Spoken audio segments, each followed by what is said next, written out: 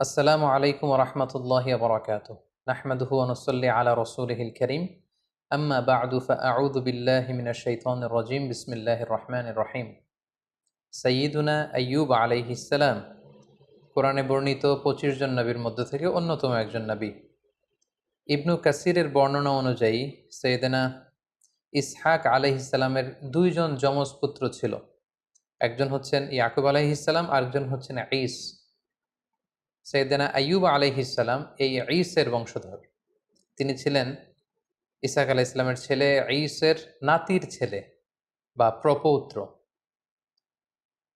ফিলিস্তিনের দক্ষিণ সীমান্তের হুরান এলাকায় সৈয়দনা আইয়ুব আলাইহিসসালামের জন্ম।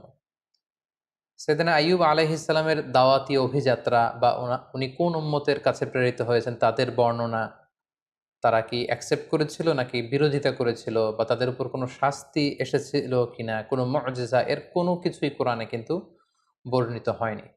কোরআনে যে বর্ণনাটি এসেছে কেবলমাত্র দুটি সূরায় সাইয়েদনা আইয়ুব আলাইহিস সালামের ব্যাপারে আমরা জানতে পারি, যেখানে আল্লাহ তাআলা বলেছেন যে আইয়ুব আলাইহিস সালামকে আল্লাহ তাআলা কঠিন পরীক্ষায় ফেলেছিলেন। সিভিয়ার স্কিন ডিজিজ হয়েছিল ওনার, এমন এক ধরনের চর্মরোগ হয়েছিল বা দেহে এমন ধরনের পচনশীল একটা রোগ হয়েছিল, দেহে পচন ধরে গিয়েছিল।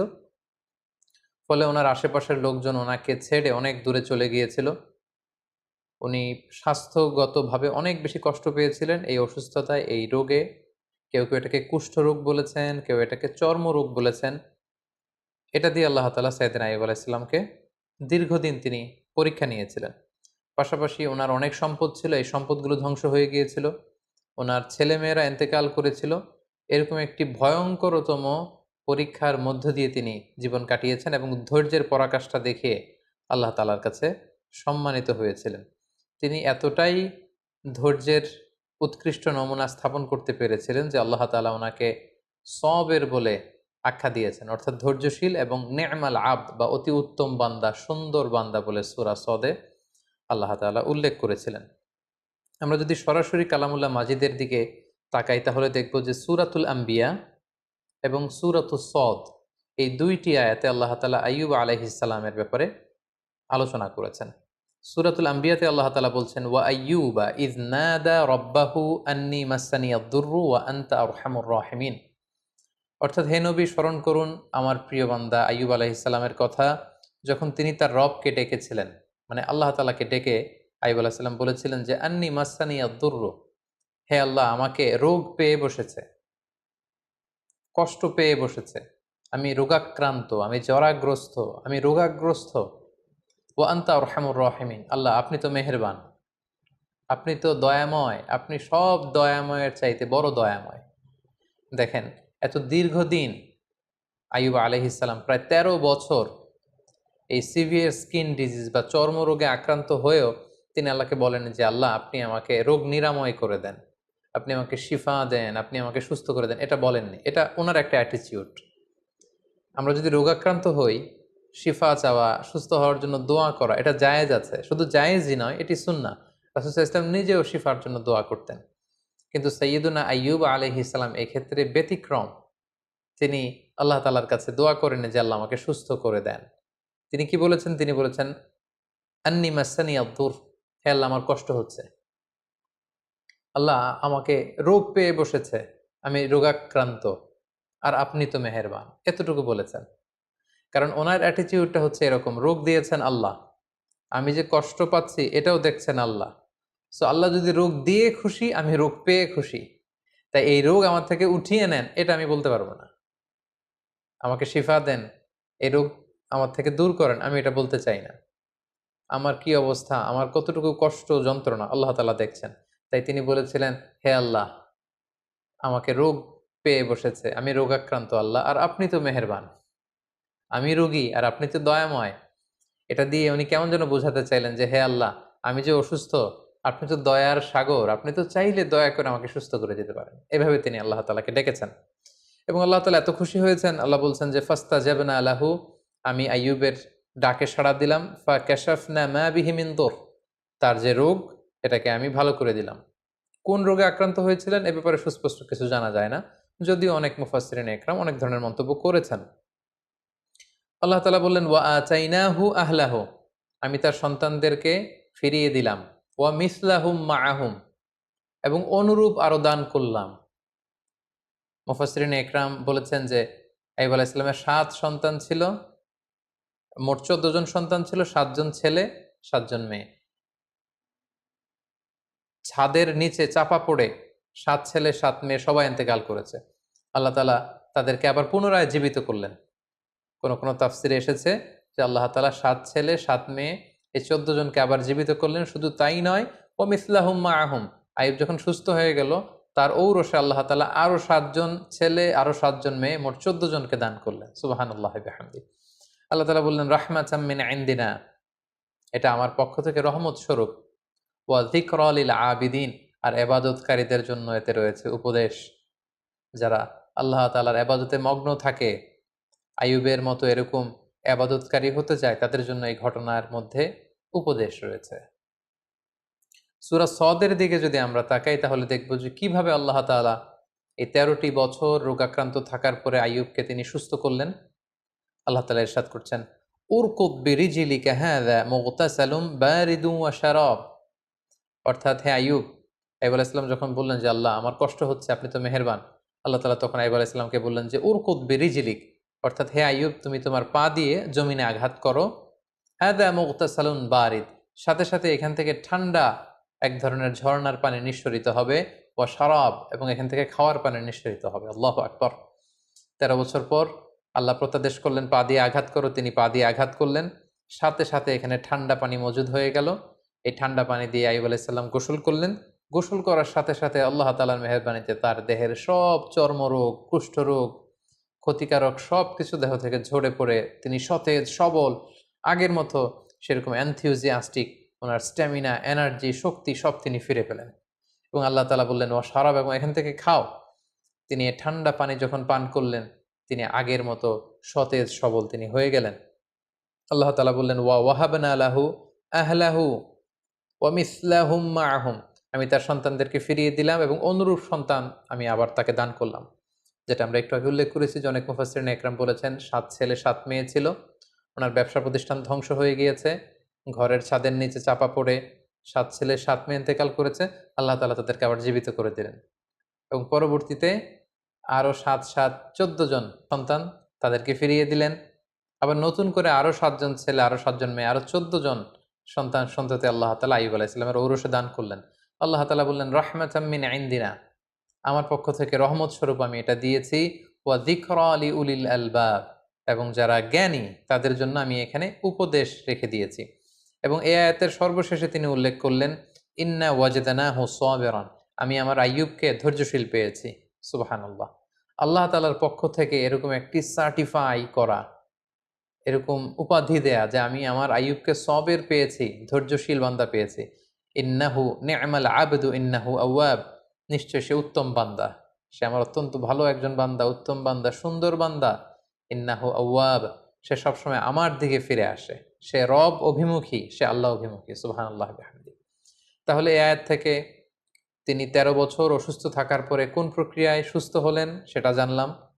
পায়ের আঘাতে আল্লাহ তাআলা ঝর্ণার ব্যবস্থা করলেন বা কুয়ার ব্যবস্থা করলেন, সেই পানি দিয়ে গোসল করলেন, তিনি পান করলেন, আল্লাহ তাআলা তাকে সুস্থ করে দিলেন, ওনার সম্পদ ফিরিয়ে দিলেন, সন্তান ফিরিয়ে দিলেন, এবং তাকে আল্লাহ তাআলা ধৈর্যশীল এবং উত্তম বান্দা বলে ঘোষণা করলেন। এবং অনেক মুফাসসিরিন একরাম উল্লেখ করেছেন যে উনি যখন অসুস্থ ছিলেন, চর্মরোগে আক্রান্ত, ওনার আত্মীয় স্বজন প্রতিবেশী সবাই ওনার থেকে মুখ ফিরিয়ে দূরে চলে গিয়েছে, কেবল ওনার স্ত্রী ওনাকে ছেড়ে দূরে কোথাও যায়নি। ওনার স্ত্রী অন্য জায়গায়, মানুষের বাড়িতে বাড়িতে বিভিন্ন জায়গায় তিনি কাজ করতেন, কাজের বিনিময়ে যে অর্থ পেতেন এটা দিয়ে তিনি স্বামীর জন্য খাবার কিনে আনতেন, স্বামীর সেবা শুশ্রূষা করতেন। এই ১৩টি বছর তিনি তার অসুস্থ স্বামী আইয়ুব আলাইহিস সালামকে আগলে রেখেছিলেন, স্বামীকে ছেড়ে তিনি কোথাও চলে যাননি। সম্মানিত সুধী, এ পর্যায়ে আমরা আইয়ুব আলাইহিস সালামের জীবনী থেকে কিছু লাইফ লেসন আপনাদের সাথে শেয়ার করব। প্রথম যে লেসনটি আমরা পাই সেটা হচ্ছে, sickness could be a test. আমরা প্রায় অসুস্থ হয়ে পড়ি, আমাদেরকে মনে রাখতে হবে এই অসুস্থতা কিন্তু আল্লাহ তাআলার পক্ষ থেকে একটি পরীক্ষা। আমরা কখনো সুস্থ থাকি, কখনো অসুস্থ থাকি। আল্লাহ তাআলা আমাদেরকে কাউকে সুস্থ রেখে পরীক্ষা করেন, তিনি দেখেন যে সুস্থ থেকে আমরা আল্লাহ তাআলার শুকরগুজার হই কিনা। আবার মাঝে মাঝে তিনি আমাদেরকে অসুস্থ করেও তিনি আমাদেরকে পরীক্ষা করেন। তিনি দেখতে চান যে অসুস্থ অবস্থায় আমরা ধৈর্য ধারণ করি কিনা। তো আমাদের পুরো জীবন প্রক্রিয়াটাই কিন্তু একটা পরীক্ষার মধ্য দিয়ে যাচ্ছে। আমরা কেউ ধনী, কেউ গরিব। কাউকে আল্লাহ ধনী বানিয়ে পরীক্ষা করেন, কাউকে গরিব বানিয়ে পরীক্ষা করেন। কাউকে সুস্থ রেখে পরীক্ষা করেন, কাউকে অসুস্থ রেখে পরীক্ষা করেন।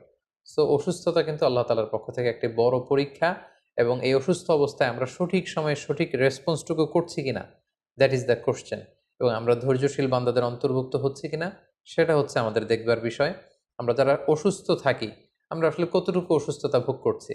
কেউ আমরা 2 মাস, 3 মাস, 4 মাস অসুস্থ থেকে অনেক সময় বলি যে আমার আমার থেকে অসুস্থতা যাচ্ছে না, আল্লাহ তাআলা কি আমাকে দেখেন না, তিনি কি আমাকে সুস্থ করবেন না? আমরা কি একটু আইয়ুব আলাইহিস সালামের জীবনের দিকে খেয়াল করেছি? তিনি টানা 13টি বছর অসুস্থ থাকার পরেও আল্লাহ তাআলাকে বলেননি আল্লাহ যে আমাকে সুস্থ করে দেন। যদিও সুস্থ করে দেন বলা জায়েজ, কিন্তু তিনি বলেছেন যে আল্লাহ আপনি তো মেহেরবান। সো আমরা অসুস্থ অবস্থায় যেন ধৈর্য ধারণ করতে পারি, আল্লাহ তাআলার উপর আস্থা এবং বিশ্বাস যেন আমরা অটুট রাখতে পারি, সেটা হচ্ছে আইয়ুব আলাইহিস সালামের জীবনী থেকে আমাদের জন্য প্রথম শিক্ষা। দ্বিতীয় যে শিক্ষাটি আমরা পাই সেটি হচ্ছে বড় পরীক্ষায় বড় পুরস্কার লাভ হয়। আল্লাহর হাবিব সাল্লাল্লাহু আলাইহি ওয়াসাল্লাম ইরশাদ করেছেন, ইন্না ইযামাল জাযাই মা ইযামিল বালা। অর্থাৎ পরীক্ষা যদি বড় হয়, সেটার পুরস্কারও হতে হয় বড়। আমরা যদি আইয়ুব আলাইহিস সালামের জীবনের দিকে দেখি যে তিনি কত বড় পরীক্ষা দিয়েছেন। আমরা 1 মাস 2 মাস অসুস্থ থাকলেই বলি যে আল্লাহ তাআলা কি আমাকে দেখে না? আমি কতটা অসুস্থ? তিনি কি আমাকে সুস্থ করবেন না? কিন্তু আইয়ুব আলাইহিস সালাম টানা 13 বছর তিনি অসুস্থ ছিলেন। এটার কারণে তার পুরস্কারটাও ঠিক সেরকম বড়।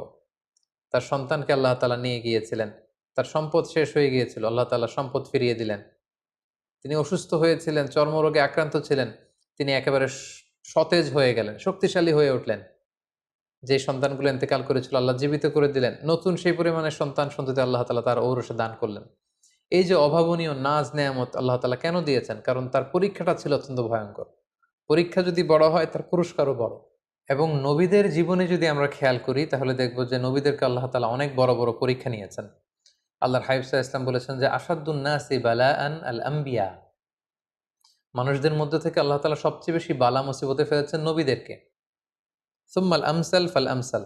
এরপরে নবীদের পরবর্তীতে যাদের অবস্থান তাদেরকে। এবং ফাইয়ুবতালা রজুলু আলা হাসাবি দীনি। ব্যক্তির দিনদারি অনুসারে তাকে আল্লাহ তাআলা পরীক্ষা নিয়ে থাকেন। যে যত আল্লাহওয়ালা তার জীবনে পরীক্ষা তত বেশি। সো আপনি যদি খুব বেশি পরীক্ষার সম্মুখীন হন, জীবনে যদি আপনার খুব বেশি স্ট্রাগল করতে হয়, আপস এন্ড ডাউনস থাকে, বারবার অসুস্থ হয়ে পড়েন, তার মানে এই না যে আল্লাহ তাআলা আপনাকে পছন্দ করছেন না। বরং আল্লাহ তাআলা আপনাকে বেশি পছন্দ করেন বলেই, বরং আল্লাহ তাআলা আপনার সম্মান মর্যাদা আরো বাড়িয়ে দিতে চান বলেই আল্লাহ তাআলা আপনাকে বেশি বেশি পরীক্ষা করেন এবং অসুস্থ রাখেন। আমরা অনেক সময় বিপদে পড়লে, মুসিবতে পড়লে, অসুস্থ হলে অসন্তুষ্ট হই। আর সাহাবারা বিপদে না পড়লে, অসুস্থ না হলে তারা চিন্তিত হয়ে যেতেন। সাহাবীদের যখন অসুস্থতা আসতো না, কোনো বিপদ আসতো না, তখন ওনারা চিন্তা করতেন, হায় রে, আল্লাহ তাআলা কি আমাকে পছন্দ করেন না? তাহলে আল্লাহ তাআলা আমাকে পরীক্ষা নিচ্ছেন না কেন? আমার জীবনে কোনো বিপদ আসছে না কেন? আমার জীবনে কোনো অসুস্থতা নেই কেন? তার মানে আল্লাহ তাআলা কি আমাকে কম পছন্দ করছেন? ওনারা সবসময় এটা নিয়ে চিন্তিত থাকতেন। আর আমরা বিপদে পড়লে চিন্তিত হয়ে পড়ি। সম্মানিত শুধু মুমিন জীবনে বিপদ আসা, এটা একেবারে ওতপ্রোতভাবে জড়িত, এটা আসবেই। আল্লাহ তাআলা বলছেন, ওয়ালানাবলুওয়ান্নাকুম বিশাইইম মিনাল খাউফি ওয়াল জুউই ওয়া নাকসিম মিনাল আমওয়ালি ওয়াল আনফুসি ওয়াস সামারাত। আমি আল্লাহ তাআলা অবশ্যই অবশ্যই তোমাদেরকে পরীক্ষা করব। কি দিয়ে পরীক্ষা করব? মিনাল খাউফ, ভীতিকর পরিস্থিতির মধ্য দিয়ে তোমাদেরকে যেতে হবে। ওয়াল জু', খাদ্য ঘাটতি ঘটবে, ক্ষুধার জ্বালায় কষ্ট পেতে হবে তোমাদেরকে। ওয়া নাকসিম মিনাল আমওয়াল, সম্পদের ঘাটতি হবে। ওয়াল আনফুস, তোমাদের প্রিয়জনদেরকে কখনো কখনো হারানো লাগতে পারে। ওয়াস সামারাত, তোমাদের সম্পদ নষ্ট হবে, ফল ফসল নষ্ট হবে। দুর্যোগ আসবে, প্রাকৃতিক দুর্যোগ। এই নানা ধরনের ঝঞ্ঝা বিক্ষুব্ধ পরিস্থিতির মধ্য দিয়ে তোমাকে যেতে হবে, আর আমি তোমাদেরকে পরীক্ষা করবই করব। সো বিশ্বাসীদের জীবনে পরীক্ষা আসা, পরীক্ষা থাকা, ইটস এ মাস্ট। এটা থাকবে। আর পরীক্ষার মধ্য দিয়ে আল্লাহ তাআলা বান্দার সম্মান এবং মর্যাদাকে বাড়ান। আর মনে রাখতে হবে, পরীক্ষা যত বড়, উত্তীর্ণ হতে পারলে এটার পুরস্কারও অনেক বড়। সাইয়েদনা আইয়ুব আলাইহিস সালামের এই জীবনীতে আমরা এটা দেখতে পেয়েছি। সবশেষে যে শিক্ষাটি আমরা পাই সেটি হচ্ছে, একটি শান্তিপূর্ণ জীবনের জন্য, একটি প্রশান্ত লাইফের জন্য একজন নেককার স্ত্রী, লাইফমেট বা সোলমেট খুবই জরুরি। যে যিনি সবসময় স্বামীকে সাপোর্ট করবেন, স্বামীর সেবা সহযোগিতায় নিজেকে বিলিয়ে দেবেন, এরকম একজন নেককার স্ত্রী থাকাটা জীবনে সফল হওয়ার ক্ষেত্রে অনেক বড় ভূমিকা রাখে। যেটা আমরা আইয়ুব আলাইহিস সালামের জীবনীতে কিন্তু দেখেছি যে ওনার আত্মীয় স্বজন পাড়া প্রতিবেশী সবাই যখন ওনাকে ছেড়ে চলে গিয়েছে, ওনার স্ত্রী কিন্তু ওনাকে ছেড়ে যায়নি। ওনার স্ত্রী ওনাকে আগলে রেখেছে, ওনাকে সাপোর্ট করেছে, ওনাকে শেল্টার দিয়েছে, ওনাকে মানসিকভাবে সহায়তা করেছে। এজন্য এরকম একজন নেককার স্ত্রী আমাদের প্রত্যেকের জীবনে দরকার। আল্লাহ তাআলা এরকম একজন লাইফ মেট আমাদের জন্য নসিব করুন এবং নবীদের দেখানো পথে এবং মতে আমরা যেন আমাদের জীবন পরিচালনা করতে পারি, তিনি আমাদেরকে তৌফিক দান করুন। হাদা মা ইনদি ওয়াল ইলমু ইনদাল্লাহ আলাইহি তাওয়াক্কালতু ওয়া ইলাইহি উনীব। ওয়াসসালামু আলাইকুম ওয়া রাহমাতুল্লাহি ওয়া বারাকাতুহু।